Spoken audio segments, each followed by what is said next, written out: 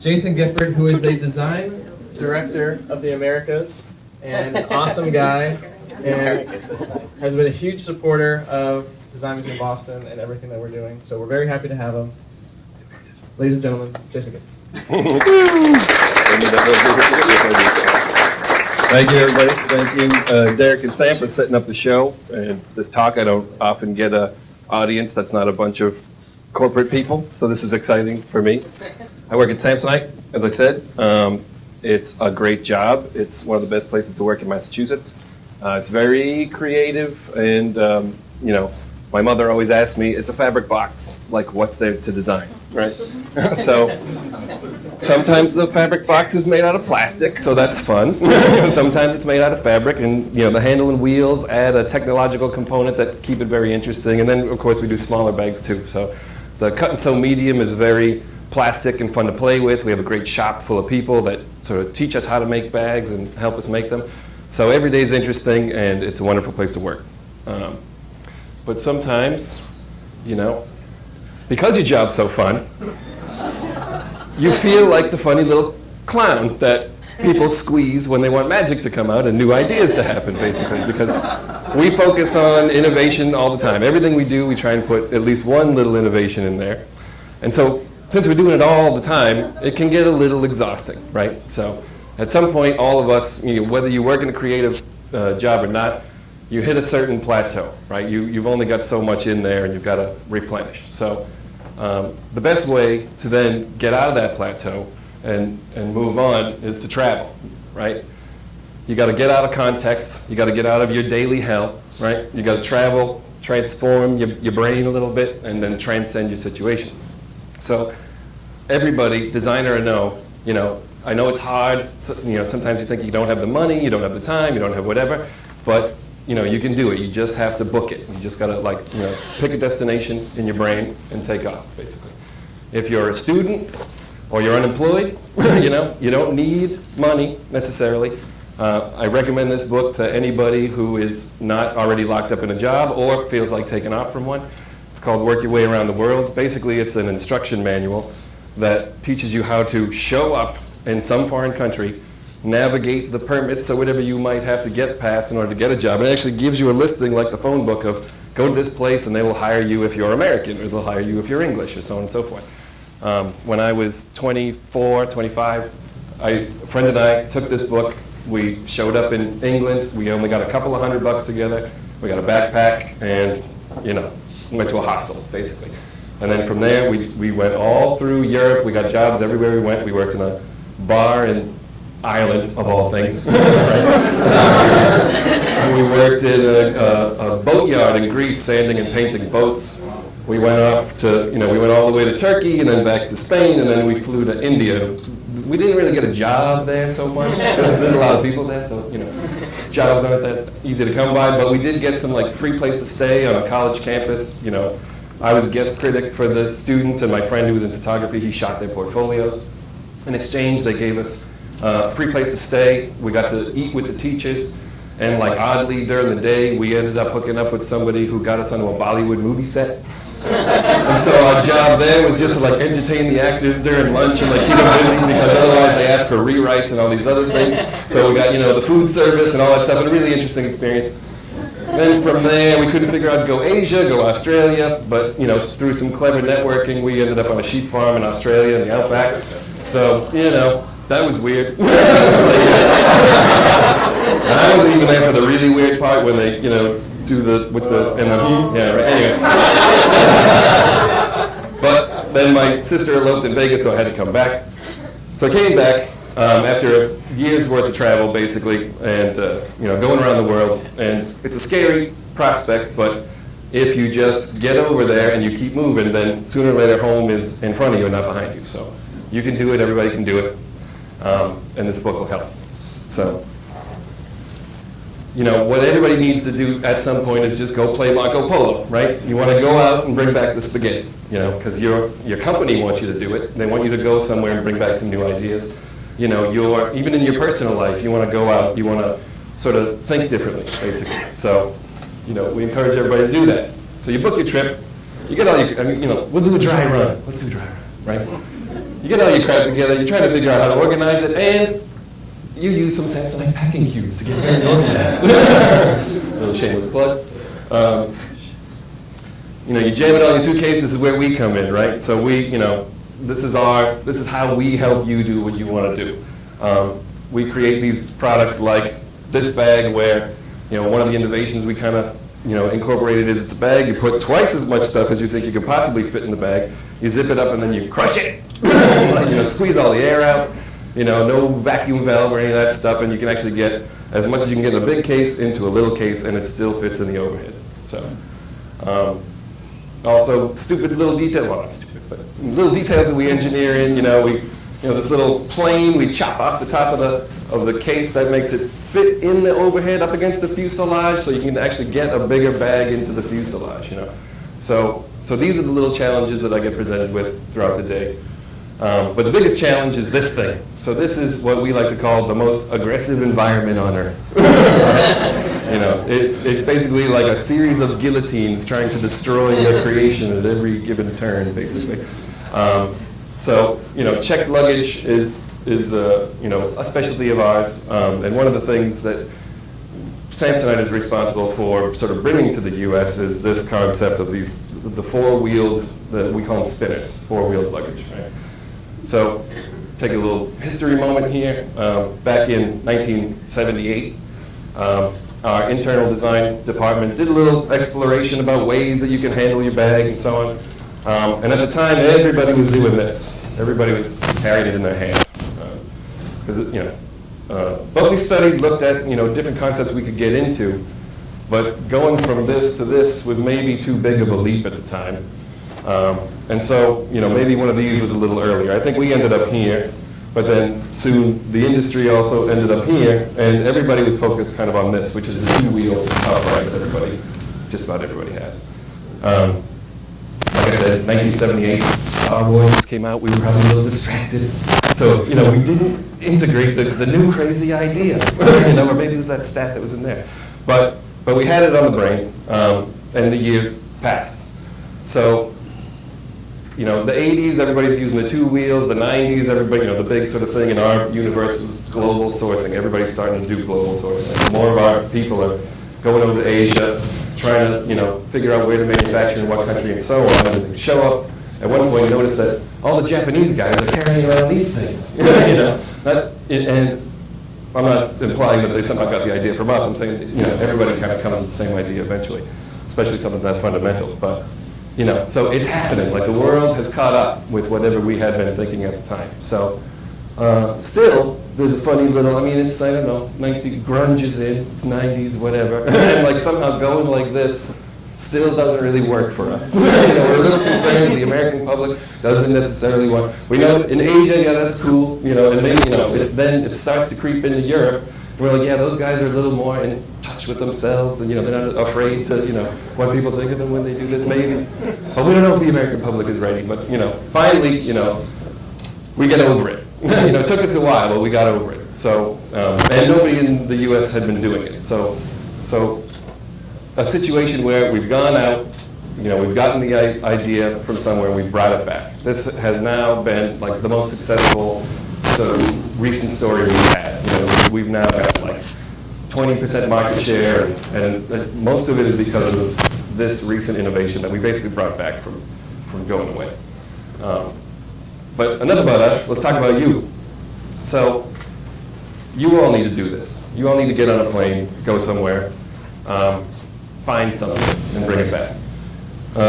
You'll get on your plane, you'll check in, you'll get past your language barrier, you'll get to the hotel room, and the toilet will be weird. Right? Won't be a lot weird, it'll just be a little weird, because it's a hotel, and they're trying to, you know. But, you know, the hole's a little more up here. And you notice that it doesn't use that much water, which is kind of weird, but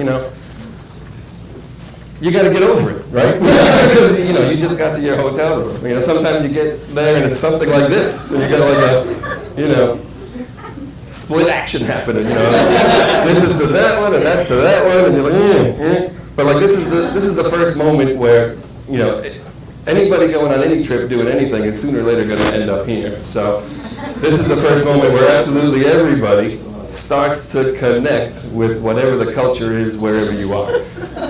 And like it or not, you are going to open up to whatever ideas they are presenting you with. Right? But it's a good thing. Just relax and go with it, right? So, sometimes it doesn't even have a seat. This one's from the Vatican. This is, so I don't know if there's a sort of punishment factor at the Vatican.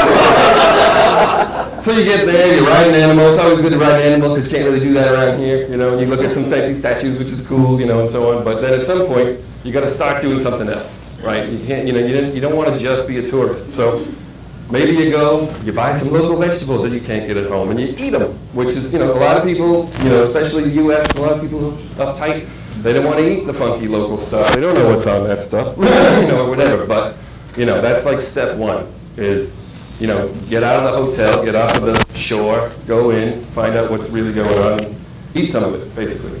But then you run into one of these. Now you're not at the hotel anymore. Now you try the local restaurants and so on and so forth. So this is the turning point. Right? I mean, you dabbled in it up until now, but this is really where you're going to commit. Because you don't really have a choice. You do have a choice. You could hold it, and you could go back to the hotel, and you could wait, but as we like to say in corporate America, it's not a challenge, it's an opportunity. Right? It's weird, but it's human, and it's basic, and you know what? If you can just get over everything you've ever been taught about being proper and germs and whatever else that's making you not want to do that, and not necessarily push yourself to do it, but just allow yourself to, do it. Step in there and do it. The whole nature of your trip will change, right? Next thing you know, you'll get up in the morning, you'll start doing Tai Chi with people you don't even know. Right? That happens all the time. They'll take you to funny shops and show you the sort of local stuff, and might take you out to dinner, exchange ideas about stuff. The conversations that you have with people, is what's going to kind of be half of what you bring back. So you're exhausted, you've had a cathartic experience, it's time to go back. Your little fabric friend is acting at your pillow. This guy's trying to destroy the thing that you just paid $200 for. And then again, we go through the roller coaster, and you're on the plane.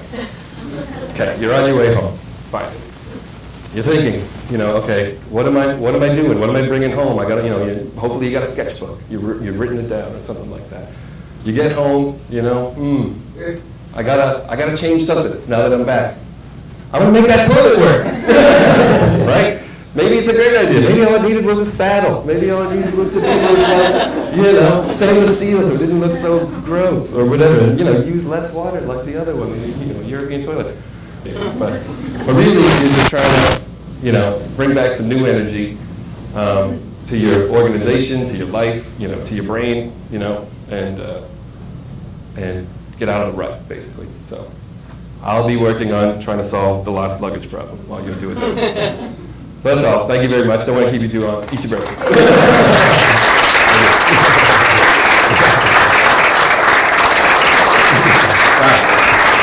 Does anybody have any questions?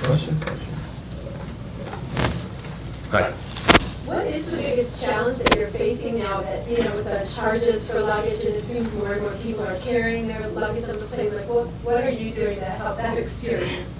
So weight, of course, is our probably number one enemy. All the charges are based on weight.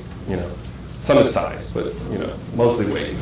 So it's it's kind of a basic product. There's only 7 ingredients or whatever it is. There's only so much you can do. But we work with engineers to try and come up with new structures for things like the pull handle to try to make things so they can be corrugated and stiffer and therefore thinner and therefore lighter.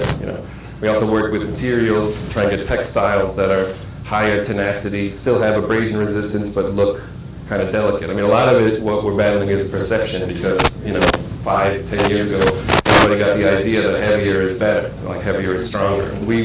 That's not been true for most of the time that we've been making this stuff.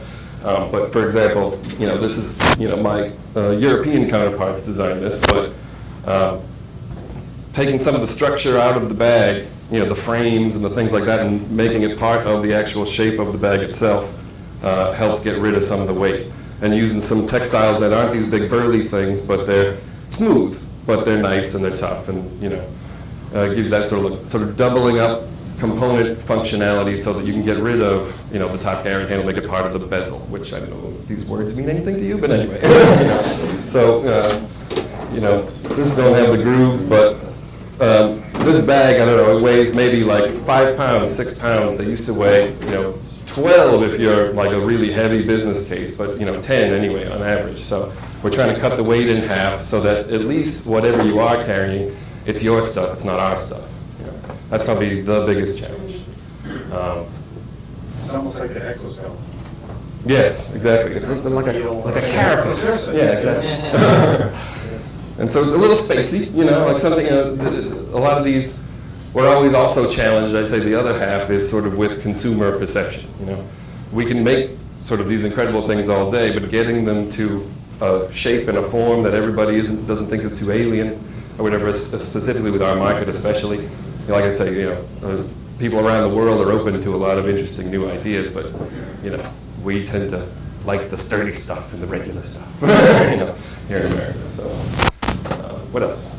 Did you comment about 2 days ago? Yeah. All right. Absolutely. So you're down in New York City, and the office is off flying into another city and carrying your luggage, carrying it by the handle. The center of gravity is holding the 2 wheels, and as you're going to New York City, you will come along the dividers in the concrete. You bang, you're rushing and sweating, and you go over one of these, and it just jolts out of your hand, bang, fall on the floor.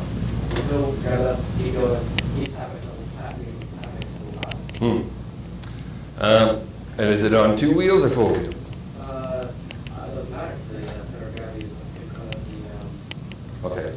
Well, wear one of the Michael Jackson gloves. Some of it is, there's a certain awkwardness to a lot of these trucks. And this is back to the consumer perception thing. Like, a lot of it has to do with where we have to put the handles for people to, some of it is center of gravity, but like, as you can see, in order to have volume on one side, the handle has to be on the other, right? And if you put it in the middle, then what you can do, you would just have to split the space into 2 compartments. So we did that a while ago. But the funny thing was, when we split compartments and people opened them up, a lot of, prospective buyers look in there at the point of purchase and they got a regular case and they got this new split case, and they say, well, it doesn't hold as much stuff. You can only get like half as much stuff in there. It's like, no, you got to look at both the compartments. And they, because when you add them together, it's the same space. But I don't know if I can get my bowling ball in there. It's like, don't bring your bowling ball. But they love that sort of cavernous thing. So we do have products that do this, and we, like I say, we'll also do. We've had products in the past where the handle goes over the sides of the case, and so it doesn't split the volume. But then that ends up being this big kind of, roll cage handlebar thing, and people sort of feel like, I'm pulling this weird big industrial box. And although it doesn't seem like something people should be hung up about, they are. Nobody wants to sort of look like that guy that gets stared at the airport, for whatever reason. I love it myself. I carry the weirdest thing possible, generally speaking, but I usually just make it in the shop. So, physically, we can do things to counteract some of those problems you're having, but a lot of it is more of a change in the mindsets of the consumer, if possible. What about colors like standing out, spine, your luggage feels very dirty, or maybe not standing out? Yeah, that's always You know, colors recently become a big deal. Thank you, hipsters, wherever you are. You know, our job was really boring up until about 2 years ago because basically blue, black, green. Those are kind of your standards, and those are the ones that sold the most, and so on. So we couldn't go with those. And we'd inject a fashion pop here and there. It would be like a really dark purple or something like that. And I don't know what happened. I don't know if it was that video of the Sexy and I Know It or whatever, but all of a sudden everything's like pink and orange and green and woo, I love it. So, but yes, everybody's worried they're going to get dirty. So, coatings, things like that, we can be somewhat resistant to dirt. People do love having a case that's not black because they can see, it's like 1/64th less anxiety when you're standing there waiting for the thing to come out. I mean, you still, but at least when it does come out, you know where it is. But that's all sort of freeing up at the moment, White, they still won't let us do white. We all want to do white because we're all like Stormtrooper fans. But hi. Hi. What's been your personal most challenging personal experience with luggage? I mean, with your travel, what's been something? Oddly, I've never lost my luggage. I don't know how I managed to avoid that one. I go a lot of places, but I, mostly carry on. But oh no, I'm sorry, that's not true. I did lose my luggage once. Okay, this is a funny story, kind of. It saved me when it came back, but we went to Marrakesh. It was actually a design trip. All the designers were going to go get inspired somewhere. So our really awesome global design director at the time took us to Marrakesh, Morocco, which is great. So we go there. They've lost our luggage. So at the hotel, waiting. It gets to be a few hours, and we don't really know why, but we needed a certain set of clothing for something because there's an itinerary and we have to show up dressed a certain way. So it seems like it's not going to happen. We run out to the local, I forget what it was called, but it was like the Walmart in Morocco. It was great. It was, great source of, things that we're certainly never going to see again in our lifetime, maybe. But clothing-wise, okay, we can get a shirt and a tie and a couple of other things. And tonight, we need to have a bathing suit for some reason. So we get to the bathing suit section, and there's nothing but sort of Speedos. I don't know if that's, an official thing, like in order to get into a pool there, you got to wear regulation whatever, which I've been in the countries where that's the case. So I've worn one of these before, but I'm not these colors and not those snugnesses. But hey, this is a team building exercise, so I think that we should do it. Let's do it. Everybody get one. We'll all get a different color. It'll be great. No. Same color. Team sales. Right, so we all got red ones, We get up to the front of the thing. We're in line. We're just about to check out, and I'm talking, he gets the clothes. Just as he gets to the Speedo, somebody gets a text. Oh, the luggage is back. Okay, well, so now we got to make a decision. Is it really a team building exercise?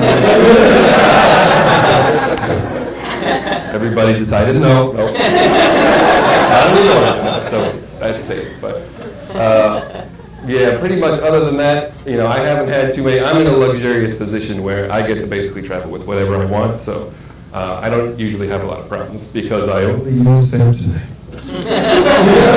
Maybe if I worked at one of those other companies, I'd have problems all the time. But I'm just kidding. Any other questions for? Do you guys pay people to do field testing? No, we don't really pay anybody. So unless there's some sort of extreme situation. Let me rephrase that. We've never done it, but if you're looking for, we could maybe get a bag to. We have so many. The gorilla, yeah, we got one of those. The guy in the quality lab, he's Portuguese. He's burly and hairy. So we have so many people in the company going to so many places all the time with, so we technically, as far as most of the product goes, and they're all business travelers, and they're all doing, so we have the fun little self-enclosed kind of universe that we have experts that in-house on our product all the time. We do, we'll give people stuff who are outside of our company, who are maybe travel million milers or something like that, who travel more than some of the people in the company. And we'll get feedback from them. It's not usually a paid program. What we usually do is pay them in luggage. They do a little test for us, so on, and then what we'll end up doing is we'll give them a full set of something that's $5,000 worth Is of it stuff. quantitative or anecdotal? Like, oh, I had this problem, and you're trying to figure out if other people had that problem too? It's mostly quantitative. I mean, remarkably, it sounds like a big corporation, but it's really only about 100 people over there in the U.S. Division. And then there's, similar amounts of people in locations all over the world. So combined, we're in the thousands, I'm sure, with warehouses and things like that. But as far as the core organization, it's a very small group. And I'm lucky to be inordinately, staffed because we at the company have sort of a policy to try and overstaff on the key front end, to get as much innovation as possible. So, but yeah, as far as methodical, so. We have our methods, but a lot of them are anecdotal. So.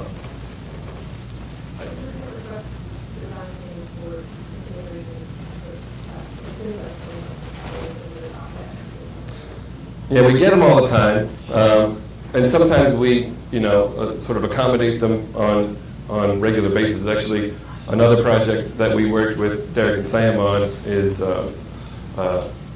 small beam. The company goes to Africa and they set up classrooms with solar panels and teach kids how to use computers using solar energy and things like that.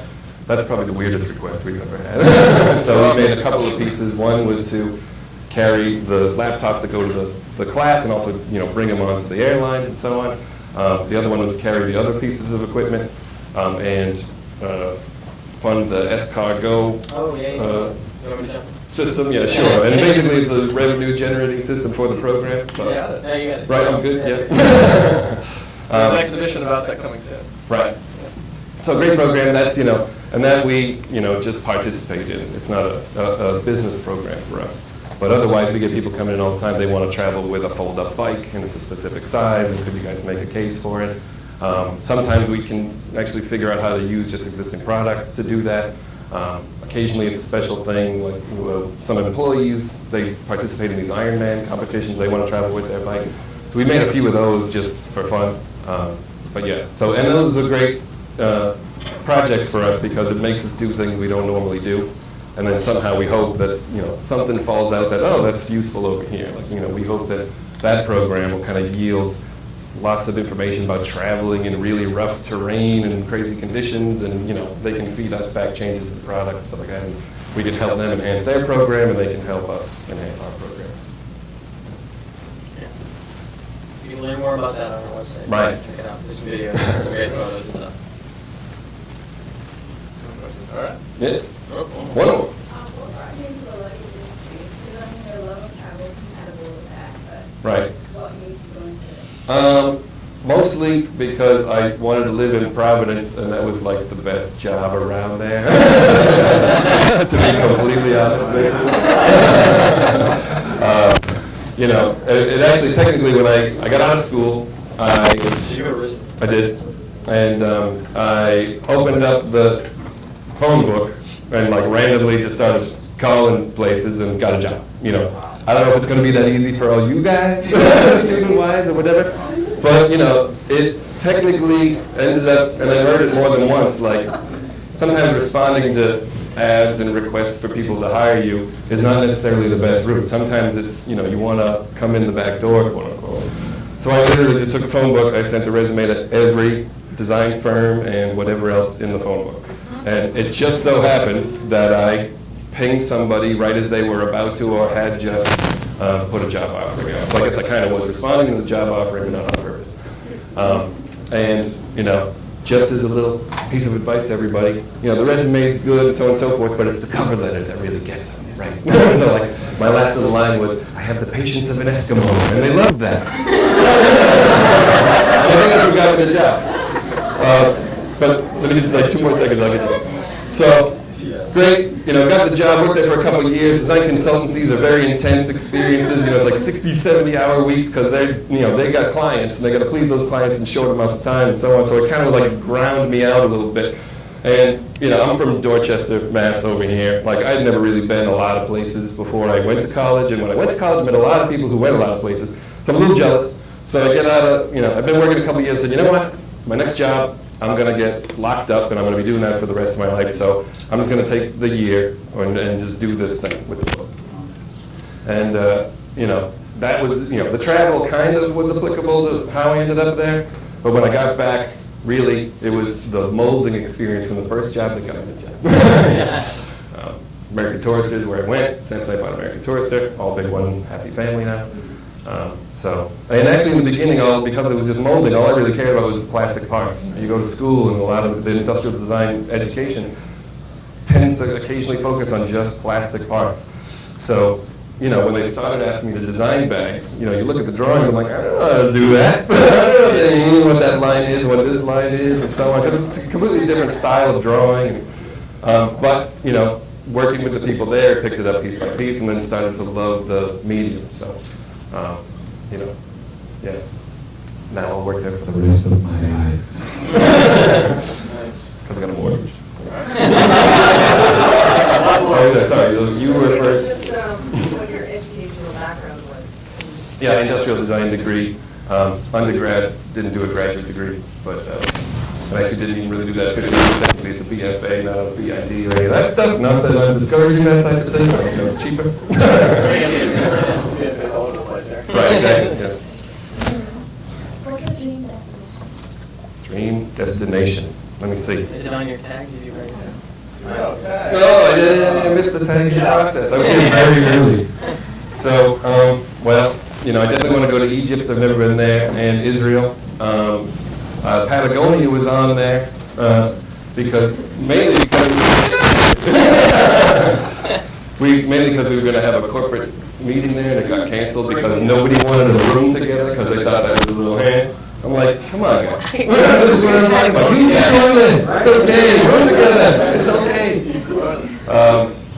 So yeah, those are the main ones. I mean, when I traveled, India was the favorite place that I went, for the experiences we had there. I'd love to go back there again. And we actually have a facility there, so I've been trying to wrangle a trip there forever. But yeah, that's it. That's that for now. I want to do the big ones, the biblical ones, I suppose. Not that I'm a crazy Christian. No war, right? Okay, you get it. Where do you look for inspiration for luggage, like automotive, nature? What inspires you? For us and our market, automotive is a big one, especially for the plasticky stuff. Because A, it looks like a car, and B, I think people have a perception of that particular type of accessory that it's a piece of equipment, per se. For the other ones, the soft-sided ones, it's a lot of, there's a certain amount of fashion because people think of it as a personal accessory. I mean, I think some of what people think about is like checking into the hotel and am I going to look cooler than that guy? So we have to pay attention to that a little bit. Also the pockets and stuff. For functionality, if we can, and we're using different formats and stuff, we actually go to military shows and things like that to see what people out in the field are doing with the gear bags that they bring. So we've gone to the SHOT Show and those types of things a couple of times. Otherwise, it's like I go to a lot of science fiction movies. I'm like, yeah, we got to steal that thing for the zipper pull, because it's little funny details resonate with everybody. I don't know why, but they do. Like if it looks like a spaceship, then I'll say, oh, this one's better than that one.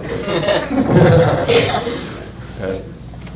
So, yeah, let me let you guys go because you got to get to work or whatever, I'm sure. So, thank you very much. Thank you.